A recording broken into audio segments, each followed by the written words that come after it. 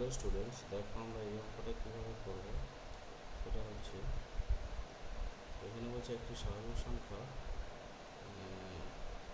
N একটি স্বাভাবিক সংখ্যা হলে এন কিউ প্লাস 5n সংখ্যাটি 2, 3, 4, 6, 9, 12-এর মধ্যে কোন সংখ্যা দিয়ে বিভাজ্য হয়ে আছে। আমি এখানে ধরছি সেটা হচ্ছে tn equals to n cube plus 5n, that is t1 equals to 1 cube plus 5 into 1 equals to 6, t2 equals to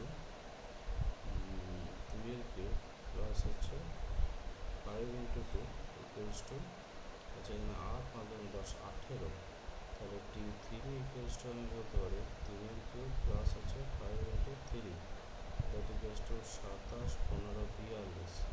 আচ্ছা t4 equals to আমি এখানে বলতে পারি 4 কিউব প্লাস হচ্ছে 5 into 4,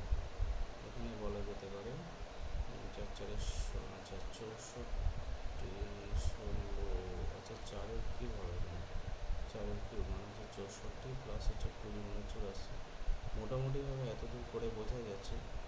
যে যে সংখ্যাগুলো এসছে এরা সবাই 2 দ্বারা বিভাজ্য, আচ্ছা এরা সবাই 3 দ্বারা বিভাজ্য,